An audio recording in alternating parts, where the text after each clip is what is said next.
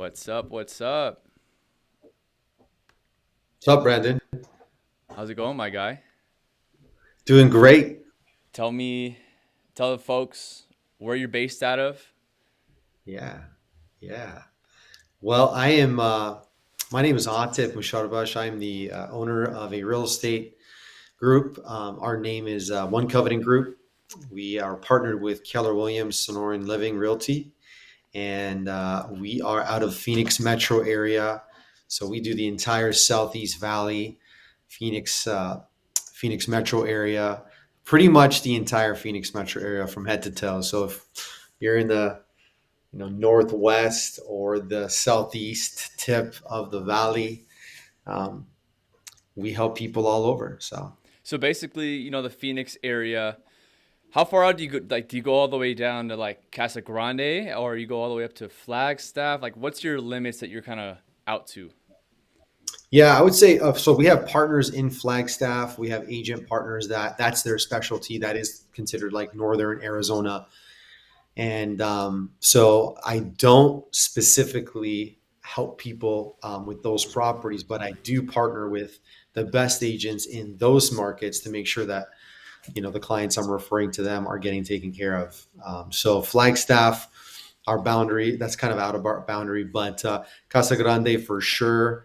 Yeah. We have a property that we have sold in Casa Grande that is actually going to close escrow in about 6 days. So, Oh yep, wow, we there do you Casa go.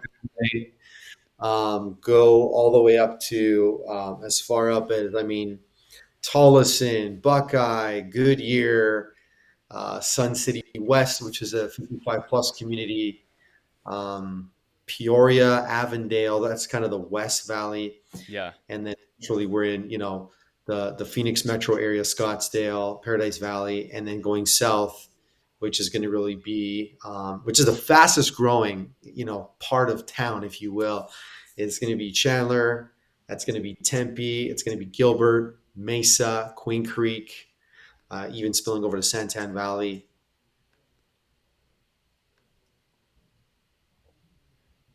That's awesome. So, guys, what the goal today is to go over.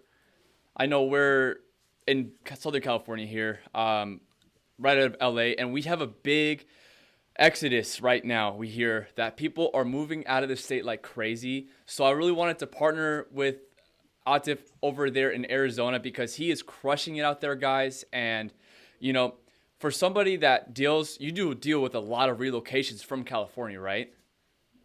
It has been a big bulk of our business, yes. Perfect. So that's exactly why I wanted to get you on here is, not just to show the clients over here in California, but when they become your clients over there in the Arizona area, what are the mistakes that you're seeing them make like as California home buyers? Because we come in with just crazy equity, like we're coming in with Yeah. 500K 600K in the bank, selling these houses out here on average, average sales price LA County 950,000. you know are they overpaying for houses when they don't need to be, stuff like that? Like what is like the main mistakes you're seeing people make? That's a solid question. So the short answer is probably yes. And the solution to that is who you decide and choose to partner with. Um, I would say in the last, just since January alone, on our listings, I would say about, and this isn't a science, I haven't actually sat down, and of course, I'm not completely privy to the information of the buyer, but just from my communication with their representative, the buyer's agent, I would say about 80% are moving from California, and that's Wow. that's probably dead on. I mean, it could be 70, could be 7 out of every 10, but it's probably up there. So it is the majority, and you're right. So yeah, so people, in my opinion, they are overpaying. Um, Now, I moved from LA. I lived in Southern California, and I came here 8 years ago, and people laughed at me for it. But I won't say but, and I did my research. I did my research. I actually took about 2 years. So my first trip out here was in June of 2012, and then I actually physically moved out here in March of 2014. and I was back and forth. And this is my third business out here in Arizona. So I love this place because if you're an entrepreneur and you just love business and you want to make an impact, or you have a heart of an entrepreneur and maybe you're in a managerial position, or you're still working really for someone else, which is amazing. I mean, there's nothing wrong with that at all. This is still an amazing place, and that's one of the things that brought me here. So just circling back, Yeah. yes, so I feel people are overpaying, and the reason is because I believe a lot of it is driven from two things. Number one is the lack of education as to what should I be actually paying for this property to win, but still be competitive. And that's going to be really the biggest driver is going to be your agent. Okay. Your advocate. They are your advocate. And that's really our job. I mean, our job is to make sure that our clients win. We don't like to lose. I don't like to lose, Right. but that they're also not getting gouged. They're not overpaying. And, we have lost out on offers, and that's okay. So that's the number one thing. The second thing I think is it's relative. It's a misconception of value. Mm. So, for example, if you live in a single story home anywhere in LA County, I'll just use LA County as an easy example, or even Orange County.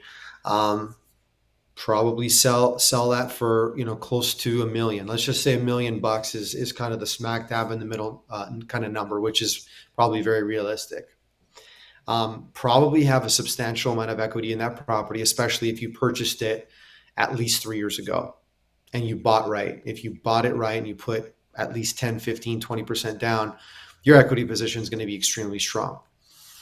Now, how does that translate here? Well, what happens is, like I did, I come out here, you look at properties, you're like, wow, my dollar can take me that far. I can buy this for that much. And so it kind of takes away the cost and then the value. And I always like to separate the two, which I'll touch on in a little bit. But people are overpaying because they just look at a property and it might be just as nice as theirs or newer, and maybe in an area that they prefer more to live in for school districts, etc.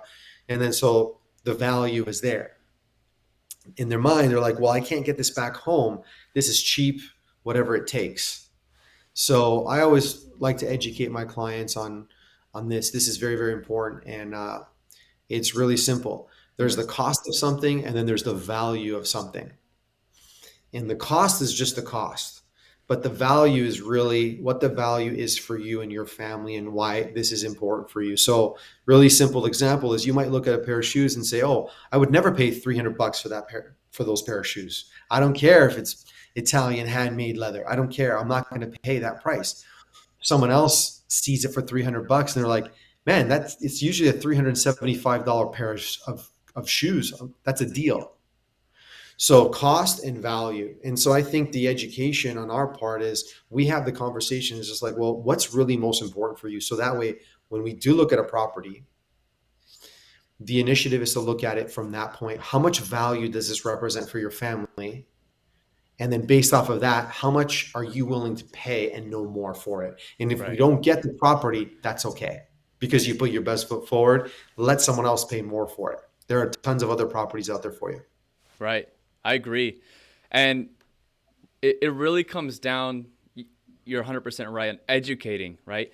We're not just salespeople. We're here to help guide people on their oftentimes the largest financial decision of their lifetime. So when you're educating them and they're getting on the same page as us, they can make a better decision that they're not going to have that buyer's remorse on. So they Yeah. know that they're certain, right? More education, more certainty. Yeah. Um, Atif, what it's hard to say, but what's the first thing somebody should do if say they live here their whole life and like in California and they're transitioning to Arizona, they don't have family there. What is the first thing they should do on making that move before they put list their home in California? Like deciding the property, is it getting a job? What's the number one most important thing they should look Yeah. into? That's a great question. Great question. So I would say the number one, thing to do is have the conversation with someone, have the conversation with several people, professionals out here. Because what's going to happen is you're going to hear different opinions and different perspectives. And it's very important that you put on your filter to take what is valuable for you and your family from those people. So if I talk to five people, maybe 20% of everything that each one of those people had said has value to me. Well, I'm just going to put the 80% aside, right? So I think that would be the first step. Get curious. The second thing I would say is, this just happened this past weekend. I have a past client that referred me to her childhood friend, and she lives in New Mexico, and they live out here. So she referred me to her friend who lives in New Mexico. We got on the phone. She said, "I've been thinking about moving to Arizona for the past 2 years. What's my first step?" I said, "Well, when's the last time you were out here?" She said, "Well, we haven't been out there for, I don't even know." She couldn't remember. It was at least a couple of years. Well, a lot's changed in a couple of years. Our development and things are moving here. So I kind of said, "Hey, what are you doing this weekend? It's a 5 hour drive. Is that out of the realm for you guys?" And of course, I got to know their family. I got to understand they have a 9 year old, and they have, they don't have babies, and their jobs allow them to kind of move around a little bit leisurely. So they came out. They came out. We met up. We got to know each other, and we looked at a few properties. And really, it was kind of like a little bit of an exercise, and that's okay. So, they are not contingent on selling their property in New Mexico in order to buy one unless they want to raise their purchase price. So that's a totally different strategy as well. So it's very challenging to take this brush and just brush it over everyone. It's just not the case. Right. So I think just getting curious, having the conversations, taking the information, applying it to your situation, and then how that provides value to you and your family, because it is a big decision, even if you're moving across town. So getting curious, talking with people, filtering it down to what's most valuable for you, and then just coming out, because seeing stuff off a screen ain't gonna do it. So So yeah, I mean, I made that mistake. Me and my family, we moved from Southern California in '08 and moved all the way to Minnesota. Didn't even live there before, right? yeah, And we were like, wow, this is so great. We're gonna be around family. Next thing you know, we did not plan for the different type of economy, the business we were in. So, you gotta go to the place you want to move. You don't just buy a house there and then figure out, oh wait, yeah, get curious, check it out, right? Curious George. Um, so what can you buy? Like, say in Tempe versus Scottsdale versus uh, Casa Grande. yeah, What can your money get for you in those three different cities? How close are those to Phoenix, kind of like yeah. geographically wise? Yeah, great question. So if you just take a kind of a map of Phoenix, and Phoenix being in the middle, you have, I think I should go this way. That would be southeast, right? Because it's reverse, I think. Yeah, So that would be southeast. So the Southeast Valley is the fastest growing. And then you have the Northwest Valley. Um, so the Southeast Valley has a lot of land. It's been the fastest developed part of the Phoenix metro area over the last 7 years. And so, I'm in my Chandler office right now. We have two others in Scottsdale, one in Phoenix. And, our average price here is about $488,000. That'll wow, get you a 3 to 4 bed, 2 to 3 bathroom home.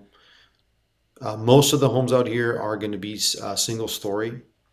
They tend to hold their value more. They're more in demand. So generally, people prefer single story homes over 2 story homes. So that's always going to be good. I always consider, when someone's going to buy, I always look at, well, what are some issues you might run into if we go to sell this property if life happens in 3 years, or you decide this is too small or too big in 7 years. So that's another consideration. But yeah, I would say 3 to 4 beds, 3 to 2 bath. $500,000 for something awesome, for something Something great. awesome. So like square footage, you're probably around 2,000, 2,500 in that price range. Exactly. Yeah, exactly, exactly. Yeah, Chandler Perfect. has increased its price point significantly. So Casa Grande, I mean, the listing we just sold is that will be closing on next week. That's a 3 bed, 2 bath, 1,400 square feet. It's only a 1,200 square foot. I'm sorry, 12-month-old home, just over 1,400 square feet. Um, and that one's in the low 300,000 range. So you can be under 350 in that part of town. There's not an incredible amount of development. This is in a master plan community in a part of town. Okay. So you can still pretty much buy a house under 300,000, and that's probably how far of a drive is that to Phoenix? Is that like a commute? Is it that bad? If you're a first time buyer, you're moving out of California because of the cost of living out here is just insane, right? Right. Um, Yeah. you know, what does it look like as a first time buyer that you can afford 350 on, that kind of income? Yeah. So I guess the question is that too far if you work in Phoenix? Exactly. Yeah. Um, it really depends on the person. Again, it's the value. I think most people I speak with, it's a little bit of a stretch. If you're in central Phoenix and you're driving to Casa Grande, you're probably an hour. And I doubt that's one of the things that you wanted to keep with you when you left, Right. is an hour commute. Yeah, people are moving out for lifestyle. So, uh, Yeah. you know, And the other thing too on that, Brandon, is the fact that, COVID has proved that we don't have to live in the same place as we thought we once had to, in proximity to our work. And so a lot of these kind of outlying cities have gone up in price too, not only because of the demand and the limited supply and the great interest rates, but just because people can have it because they're working remotely. mm, big, big. Yeah, Well, suburbs are gonna be the new where everybody's moving to. They're like, why do I need to pay this much to live in a city where I don't have to work here? Why not right. just get something that me and my family love, right? Yeah. So, with the changing economy and where we are, you know, what is the economy looking like in Phoenix? What's the major economic drivers out there? And Yeah. what Good do you see for question. the future? Like say 5 to 10 years from now, where do you Mhm. how big do you see it growing? What kind of sectors are coming out there? Yeah. Well, I mean, just to give you an idea, right now, we have about, I think it's just over a million. I don't have the exact figure in front of me, but it's just over a million people, snowbirds, that come into town from October to April. And this is just my opinion that over the years that I have been here, we have more people come in that are snowbirds, but also more that are staying.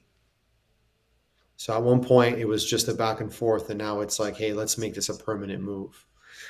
Major, economic forecast is solid. We are strong and leaders in healthcare, in financial services, trucking, and logistics because one of the things is the 10 freeway goes around the state. So it touches New Mexico, the border with New Mexico to the east, and then you got Mexico to the south, of course, California to the west, Nevada. And so, you can even get into Colorado very quickly as well. So trucking is awesome. Um, Builders are just killing it out here. I mean, have, in Maricopa alone, the city, not the county, there's potentially about 6,000 homes being slated to be developed there as well. So, the problem with Maricopa, their challenge is that there's literally one artery that's going into that city, literally. So and it's like a 2-lane road on each side. So God forbid there's an accident. I mean, you're set back. So that's kind of the challenge and the deterrent.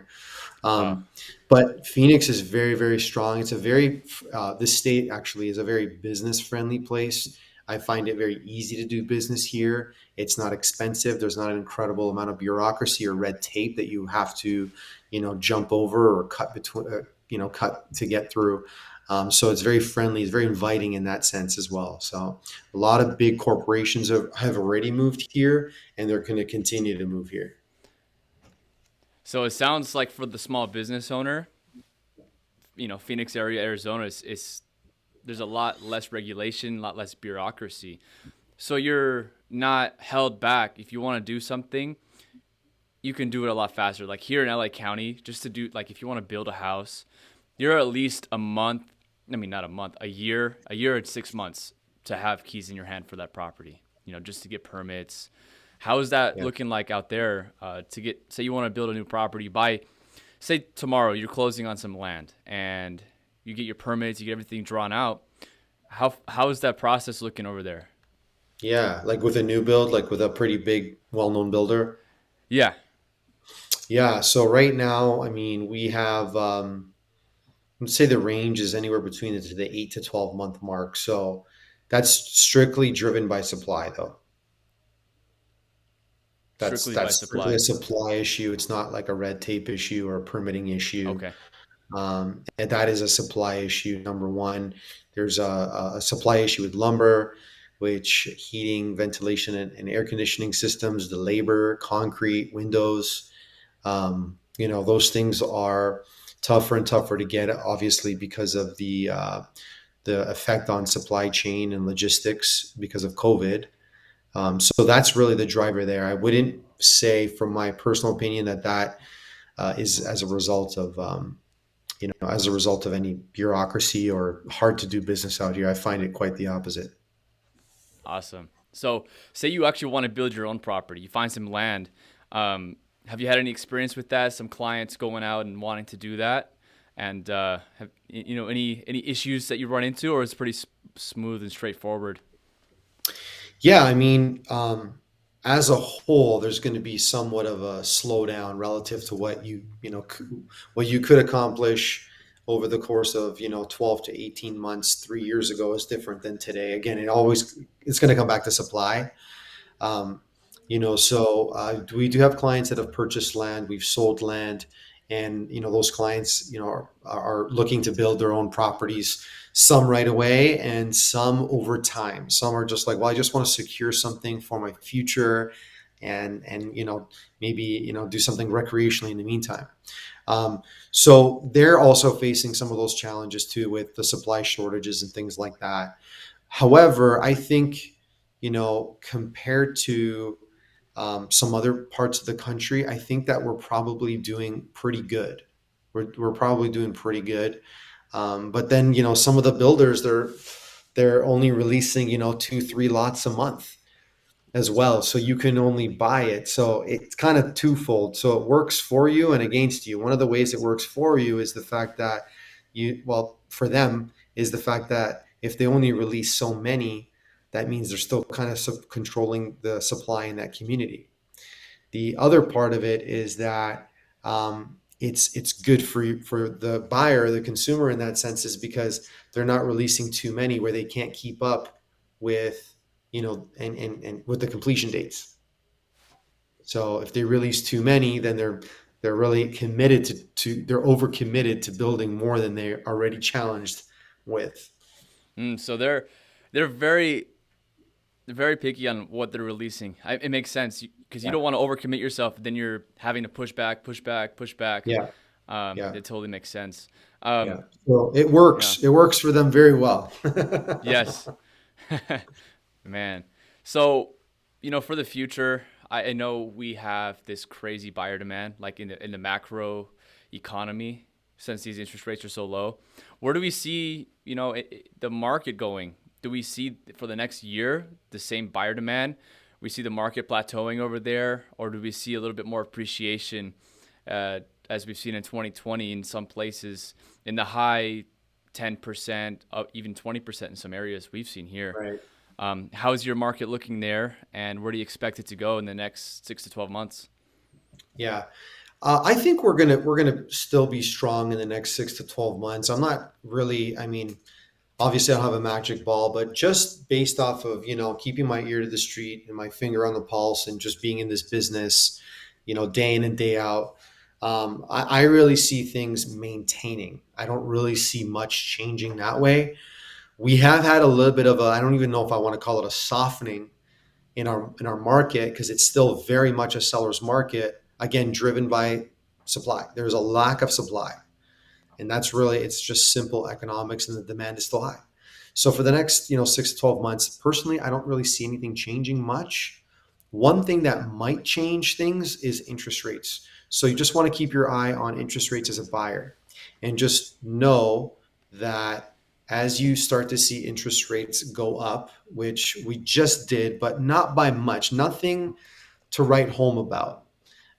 What's going to happen is two things. Number one is you're going to see less buyers qualifying for as much as they once did. So their buying power isn't going to be as high. Right. And then couple that with more inventory coming on the market, and then you have somewhat buyer exhaustion. So people have kind of cooled off a little bit. Buyers are kind of like, you know what, I don't want to be part of the craziness. And then so what happens is you're seeing a lot of sellers really misguided.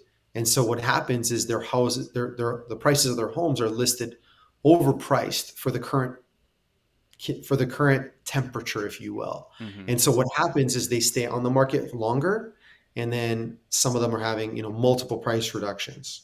And so now it's like, what happened? I thought I was gonna, get 15 offers and sell for 80,000 over, and it didn't happen. As in fact, we had, two showings over the weekend and no offers.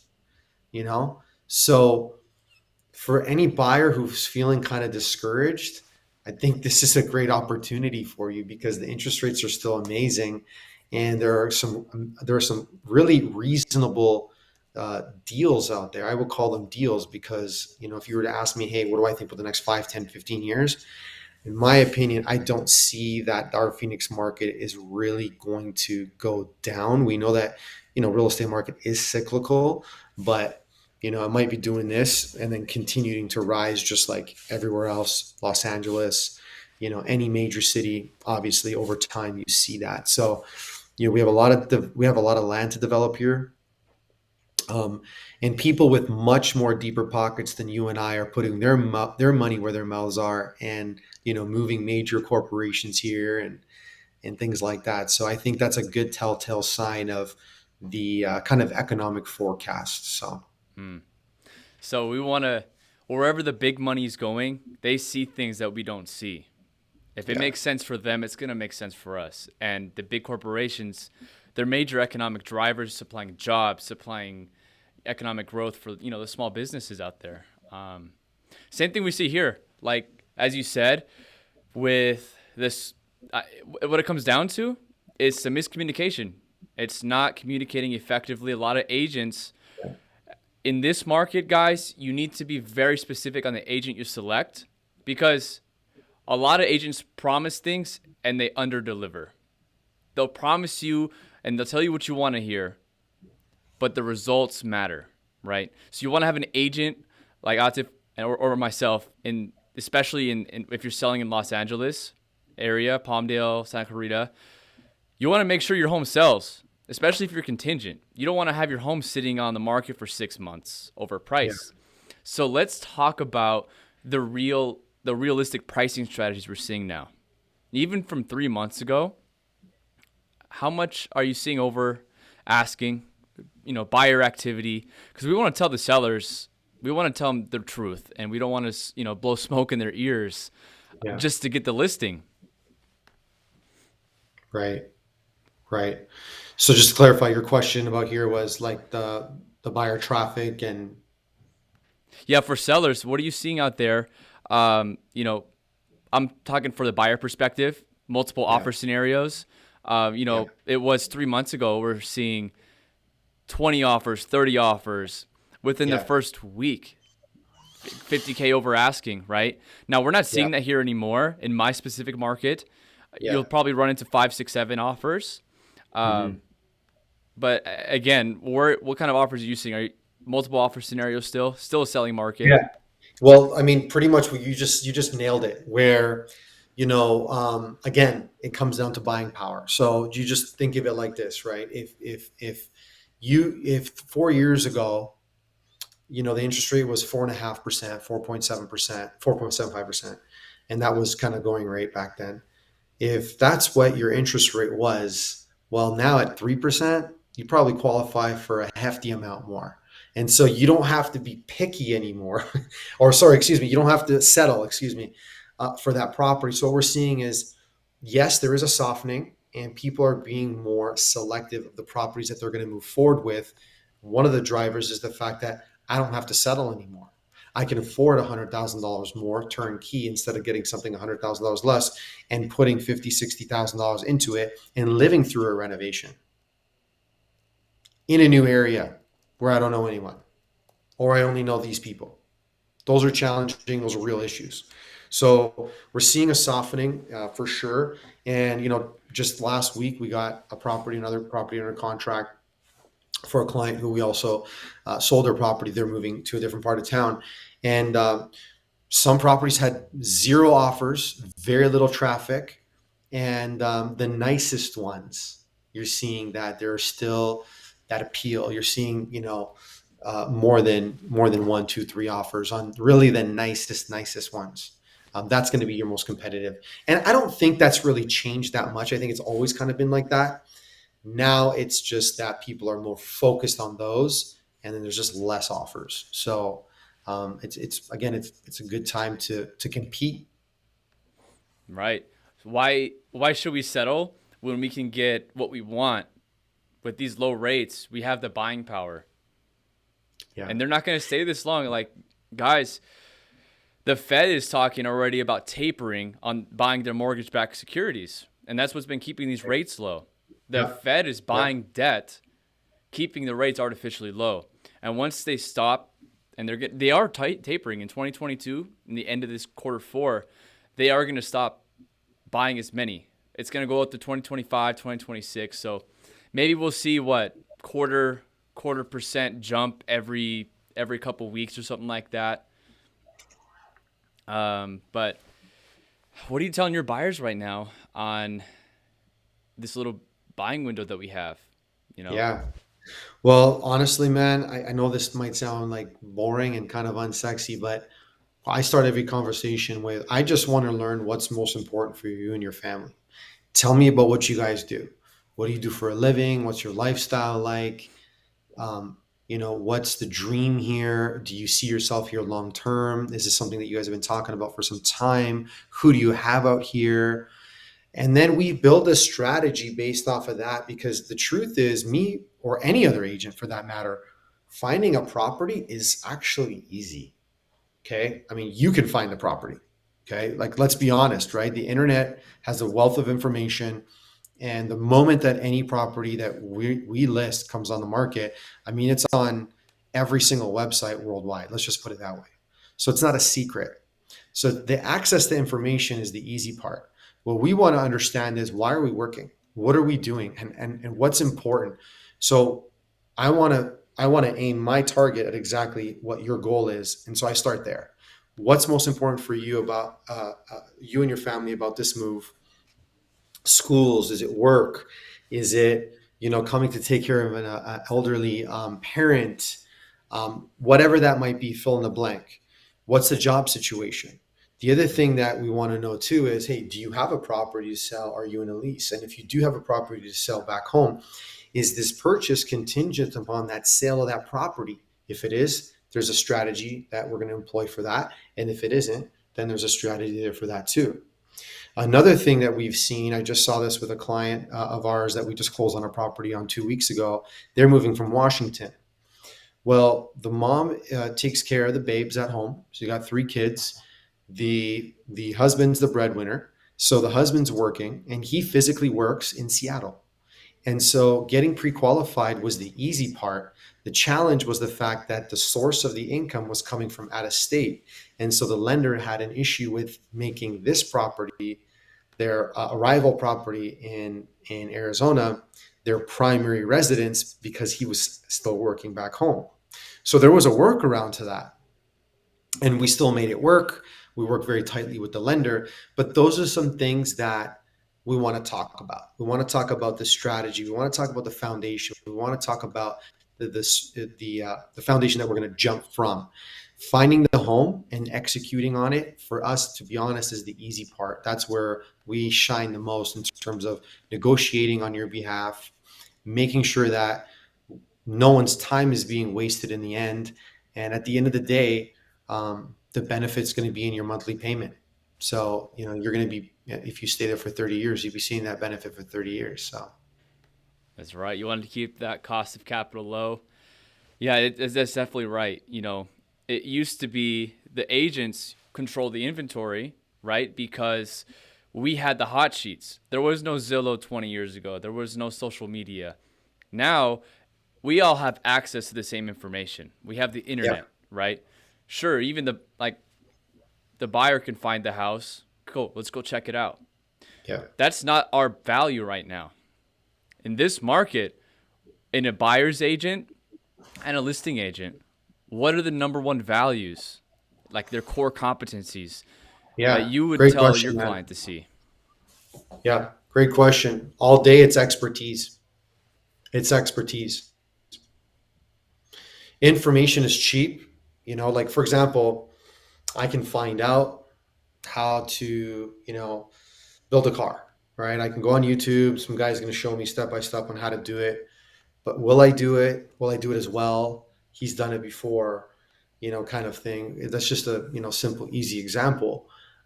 So the information is easy to get. And I think that there's the art of the applying the expertise of that person. And let's be honest too, you want to work with, and I do too, right? I mean, you want to work with people that you enjoy working with. This is a big deal. And so, I want to do that too. I want to work with people that I enjoy working with. And it's never been an issue for us because I think that we're just, we just, I know it sounds very basic, but we just have a relationship with people and we just get real with people, So yeah, I think that it's always going to be expertise and just educating people in terms of like navigating. And I always tell my clients, listen, guys, there's no stupid questions. There's not. I don't care if you've been living in Arizona since you were born. There are no dumb questions. Ask anything. I want to make sure you're comfortable and confident. Hmm. Comfortable and competent. And it all comes down to the relationship. Yeah. You want to work with me. I want to work with you. We're on the same team here. We're going to lock arms and we're going to go on this football field and we're going to run past the defense. We're going to run past the problems that come our way Yep. because, you know, our goal as real estate agents in today's day and age is to take the client, you know, buyer or seller, from where they are to where they want to be through their fears and through any objections that come along the way. And Yeah. it comes down to that skill set right there, right? Communication. If there's no communication, there's no trust. And that's our biggest thing is trust and communication Yeah. with anything, with anything. Atif, how do you gauge in an agent their expertise? What kind of questions are you asking them? Yeah. Well, I think most people, you know, probably don't know what to ask and kind of staying surface and always talking about, what you're looking for. Oh, 2,100 square feet, 3 to 4 beds, 2 to 2.5 bath. Like that's mechanics. So I think what's most important is what are they asking you? Because you don't really know what to ask other than kind of the mechanics, right? Most buyers don't sit on like, our first interaction, whether it's having a coffee, going for lunch, or we're doing a Zoom call or a FaceTime call or just a telephone call. It's not me just waiting, yeah, what's your next question?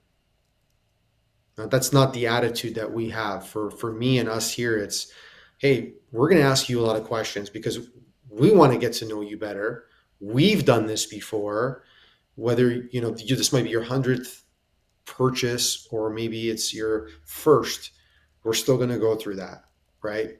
So I think that it's actually the reverse, and that was a great question, Brandon. So I ask a lot of questions. Let's put it that way. We ask a lot of questions, and then through that, then I think that our clients' minds start to open up. Oh, cool! I never thought about that, and it leads them to another question, and then that's where it starts to unfold, and that's where people become comfortable and confident. at that point. That's when it really starts to flourish. Does that make sense? Absolutely. Yeah. That's So it's that's more of just what we're asking them. absolutely. I couldn't agree more. Like the questions, and the quality of the questions you're asking. You know, Yeah. so to my clients, family, friends out there who are even watching this, if you're interviewing agents, are they asking you questions other than what kind of house do you want? What is it that you want? That's easy. We can figure that out in 2 seconds. You show us a house you like, bam. It's about you. Yeah. We're taking the consultative approach to get you to where you want to go. And there's questions that we might ask you that you have not even thought of, Yeah. right? Because it can be an issue. We're only asking you guys these questions because we have had the experience with other clients that have ran into issues, and we want to make sure we don't run into that with you. Yeah. And that's where the expertise and the experience comes from. Yeah. That's great. That's great, Brandon. Yeah. So I think, talk to a couple different agents. I think, I think that, um, you know, if I was living on one side of the country and my mom called me and she said, "Hey, we live in California and we want to move to Arizona, but we don't know anyone. What would you do?" I would say just talk to a few different agents and go from there. I think that's a great starting point. But yeah, I mean, you guys are welcome to call me, and there's obviously no obligation. I just want to see people succeed. And I think the other big thing is, talking about money and the equity and stuff like that. I think what's really important, we don't really talk about it much, but it's kind of like it shows up. It's not something we talk about much, but you know, protecting your earnest money, protecting your money. Okay, you get under contract on a property, great. We just got started. As exciting as that is, that's the first step. You know, there are other steps along the way, and there are milestones that have to be achieved. And so, it's not just great, got under contract, and then now the job is done. Your job is done. That we're just getting started. Um, so we have obviously inspection period, which is your due diligence period, and some of these things are going to be synonymous and kind of parallel California or whatever state you're coming from. But some things are different. There's nuances. There's different things, and I think that the more you know, the more comfortable you'll be, the more confident you'll be, and then when you do see that property, you know what tools are there to compete, and then it's really easy. I mean, I want to say in the last, and really I'm bragging on my clients' success here. I get to get high off of their success, but I think I've only written two offers consecutively that have not we didn't win. I have not written more than, excuse me, I have not written more than two consecutively. The third one, and for whatever reason, and it's not by accident. There's a very intentional approach. So protecting your money, right? Time frames, deadlines, what's expected. Do we have recommended people to put these people in place to make sure that, hey, is the property sufficiently insulated?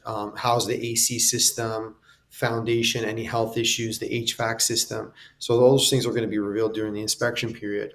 And over here in Arizona, our standard due diligence period is 10 days. So once you get under contract, you have 10 days to do your due diligence. And during that period, if the wind blows in the wrong direction and you decide to move, in another direction, or you see another property you like, and you really say, "Hey, Atif, I really don't, I really don't want this property. I thought I did." I mean, that hasn't happened, but if it does, know that your money's protected during that due diligence period. Then there's an appraisal, and then there's milestones that the lender and you have to meet as well to make sure things are moving along well. So I think that's the other thing too, Brandon, is that I always reassure people that, hey, your money's protected, and the level of vulnerability or exposure, excuse me, is only going to be what you dictate, not anyone else. Mm, big. Yeah, the inspection period, I know a lot of buyers, they think once we get into a house, that's it, that's set in stone. But that's the Yeah. whole point of these contingencies, is to protect you so Yep. you don't end up in a sticky situation. And I hear a lot of clients, they have negative experiences in the past, maybe from family members talking to them from their experiences. And what I find a lot of it comes down to it's not it's not how good the agent was. It was there was no the communication wasn't there and the expectations weren't set. Right. When expectations aren't set up front, you you can expect something and the agent can expect something, but if you're on one side of the freeway and they're on the other side of the freeway, at one point someone is going to get disappointed. So, what kind of expectations do you set with your clients in the beginning that really save you time and save the clients time? That's good. That's good. So it's tough to say, just because it's always a case by case. Right. But one of the things is, just one of the things we look at is like, where are you at in the process? Is this, are you coming to move here like within 90 days, within 30 days? Are you just doing ground research now for the next 18 months? So I think that will be a big contributor to what the expectation is. But let's just assume that you're pre-qualified, you don't have a property to sell, you're in town for 10 days and we're going to hit the ground running. Well, the expectation is that we're going to have a plan. We have a strategy. I'll give you an example. If I send you homes that match your criteria and you're expecting that you move into this property within the next 45 to 60 days, right? Then that means that we have to be very focused and very intentional, right? And because we still do have a competitive market, and we still do need to compete because it is still a seller's market. So with that said, the expectation that my clients have, that any client would have, is that we're doing something about their goal. And so it's like, well, when we go out, for example, and I send you properties that match your criteria, we're only going to look at properties that on a scale of 1 to 5 are at least a 4. Mm. Okay. And the reason why is because professional photography can really give you a misguided perception of what this property really looks like. Usually, if a property shows as a 4, it's probably a 3.5, maybe a 3. If it shows as a 3.5, it's probably a 2.5. So I only want us looking at minimum of 3 and a maximum of 5 to 7. Usually, 5 is the sweet spot, but I would say 3 to 7 generally has worked for us really well. So we're going to schedule 3 to 7 properties to look at that are at least a 4 to 5 and match all your criteria. So when we go out there, it's not like a 1, it was like in the maybe pile. It's very intentional. It's very, very intentional. And surprisingly, a lot of my clients are surprised. Like, I'll challenge some of my clients and say, like, if they send me, oh, yeah, I want to see this property, I'm so excited about it. I'm like, great, awesome. Let me have a look at it. Like, yeah, this is the one you sent me this morning. So I look at the property again and I'm like, hold on a second. You said that you didn't want to be in this area, right? Or, that this square footage was going to cut it for you. This one's like a little bit less than, what you said. So I'll just remind them of our initial conversation because I want to make sure that nothing's changed. If something's changed, I want to know about it. But if we're still sticking to minimum 2,000 square feet and this one's 1,600, it's a big difference. It's a big difference, right? So I'll challenge my clients, say, hey, great, it's awesome. Glad you're excited about the property. This one's 1,600 square feet. I remember you telling me it was very important to have a minimum of 2,000 for, your family gatherings and things like that. So what's changed? Mm. And honestly, 99% of the time, this is what happens. Yeah, yeah, you're right. Let's forget about that one. So that's what you can expect, is very focused. We trim the fat. And that's why when we write an offer, we're either going to get it or we're not going to get it. And if you write the offer, it's on something that you absolutely want to write because want a home that you want to live in, is because we've already looked at and focused on exactly what it is that you want. I don't want people purchasing homes that they don't want to live in. Yeah. So I hope that answers your question. No, Atif, you're you're right on the ball. I mean, what the process of buying and selling, all of it, it can get emotional and we can get distracted. But when you're being guided, we're focused and we have the game plan we're looking at the whole time. And it's okay to get off a little bit, right? As long as you're having someone lead you to where you want to be. We got to be reminded sometimes of the things that we want because we can get shiny object syndrome and this property offers this. But remember, Bob, hey, this is what you really wanted. This is not it. So we're trying to cut the distractions out and make sure you're getting what your family deserves. So Yeah. I love that tip that we're on the same page there. But hey, we're coming up here on the hour, and Atif, I really appreciate your time coming on here. Um, if you can tell everybody just real quick again what areas you service, how far, the price ranges, and then the best way to contact you. I'll make sure to leave it here in the comment area. But yeah, just go ahead and review all that real quick. Yeah, absolutely. So, in short, we cover the entire Phoenix metro area. So, from head to toe, literally, I mean, from the Northwest Valley to the Southeast Valley. So, just to give you an idea of cities, Chandler, Gilbert, Queen Creek, Santan Valley, Casa Grande, Maricopa, which is Pinal County. So, all of Maricopa County as well. Tempe, Mesa, Scottsdale, Phoenix, which has different, corridors of it, villages, just like Los Angeles does, out to the West Valley where you're in Buckeye, Tolleson, Goodyear, Peoria, Avondale, Sun City West, the retirement communities as well. We actually have a little niche market and client, our niche clientele for the 55 plus communities as well, which are on fire, really, really good and very stable markets in those communities. So that's our market. We serve practically the entire Phoenix metro area, Maricopa County, Pinal County. And then best way to reach me is by phone. I pick up my phone, 480-226-6174.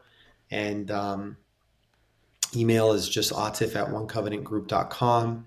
And what was your other question? Price ranges? Well, we don't discriminate. We don't discriminate on price range. Um, I've, just perfect, honest transparency. I have helped a client purchase a $21,000 trailer that they wanted to use for a specific purpose for renting and just helping out their family and things like that. Um, and we just closed on that one. Actually, we're going to close on that today, and then and then we'll do a million plus. I mean, and we sold a $1 million property just a month and a half ago, about 2 months ago. So really, we don't discriminate on price. So we do all price points, but you know, coming from California, I think that the really advantage is that your money's going to go a lot further. Mine sure did. Just the first day I came out here 8 years ago. Yeah, where did you move from? Were you in California originally? Yeah, I was in the San Fernando Valley, not originally, but I lived there for 3 years before I came out to Arizona, and was doing real estate. Love real estate. Been doing real estate since I was about 21. And yeah, I lived in the San Fernando Valley, so lived in Van Nuys, North Hollywood area, North Hollywood, Van Nuys, and have some family in Pasadena, um, Panorama City, uh, some family in Orange County, Inland Empire. So Yeah, yeah. So we're right here. So next time you're out here, man, we'll have to get together. yeah, So just to go over everybody real quick, the top 5 points that we try to make are communication. You want to make sure you get an agent that you communicate with and can communicate with you. Number two, in the Phoenix area, there's no reason for the market to go crazy and crash. We only see upside potential at this point. Number three, the interest rates, guys. We have a good buying window right here. With some sellers getting unrealistic, we have some buyers that are hopping out of the market because of they're getting tired. We have a good little window right now that we can, maybe get some closing costs. We're still in a selling market. Don't get that wrong, but we don't have to settle anymore, guys. Right? Number four, our local job economy there. You have big trucking. You have what tech there. What else? what other kind of economies did you have coming out there other than those two?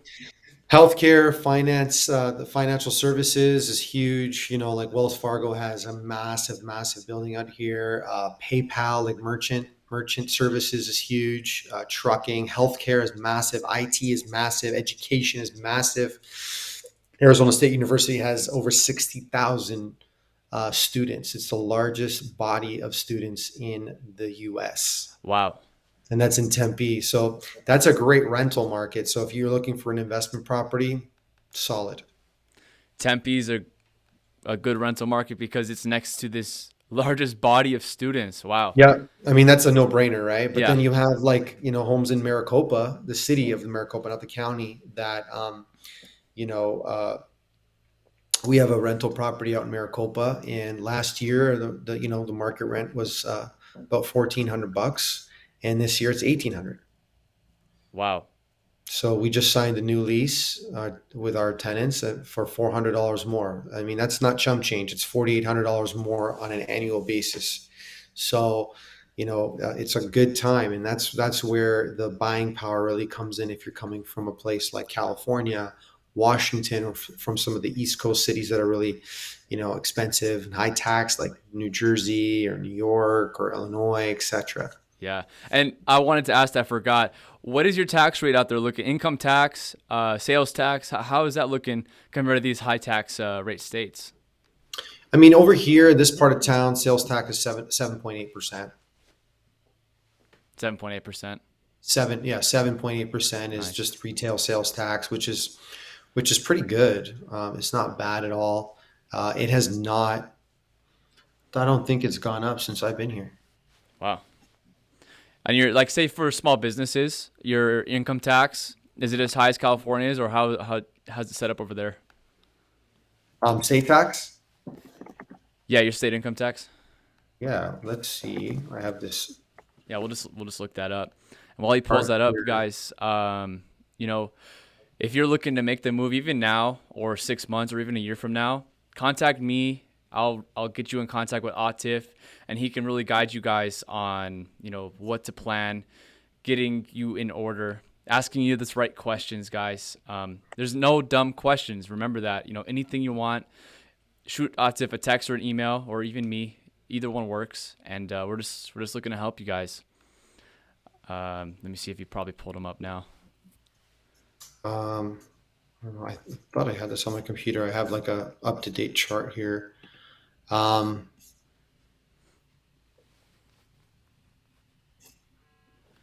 Then I have the sixth tip, guys. Lifestyle. I forgot to let you know. What is there to fun to do in the Arizona area? Like, we have the beaches here, we have the mountains yeah, here. yeah, Um, what is there to fun for the family to do out there if you're adventurous, or even yeah. nightlife? How's that looking Yeah, like? yeah, great question. So the lifestyle here is very leisurely. Actually, it's actually a slower pace of life. It's funny because coming from LA, people complain about traffic and things like that, and I'm like, this ain't traffic, man. This Yeah. this is not traffic. Um, so lifestyle is very leisurely. It's a little bit of a slower pace of life, which is pretty cool. It's pretty nice. The weather's awesome. I mean, from October to April, it is not scorching heat. Like, I mean, it's hot. It's hot. It's bone dry, 110, it's every day for, 3.5, 4 months. But the other time between now, like October and April, it's beautiful. So outdoor activities, we got lots of lakes, 3 hour drive from Mexico. You can be in Puerto Penasco, which is Rocky Point, in like 3 hours, 3.5 hours, just depending on where you are in the Phoenix area. Outdoor hiking, biking, uh, boat excursions and boating, recreational boating things are very popular here at many of our lakes. Um, Hiking is big. We have a huge hiking culture out here. And when I first came out here, I would say this is a muscle state because like everyone works out. Not maybe not everybody, but I mean it's very inspirational. Let's just put it that way, because you can be outside practically any time of the year doing anything. So big on sports. Golf is big here. We host the Waste Management hosts a big event here in Scottsdale.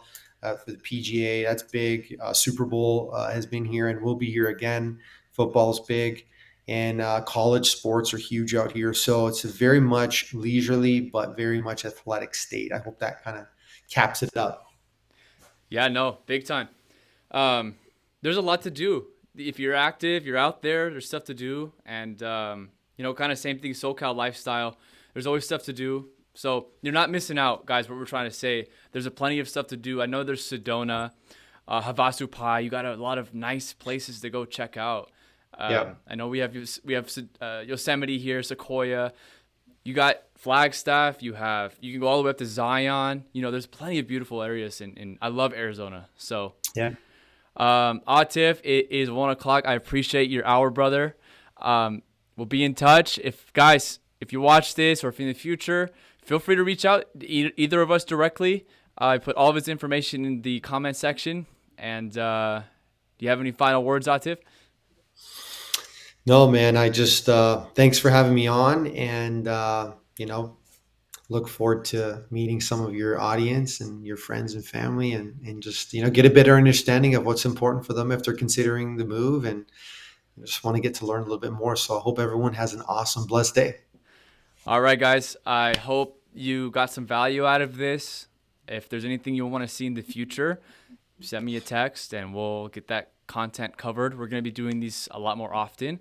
And we'll catch you guys in the next one. Have a blessed week, and we'll see you next time.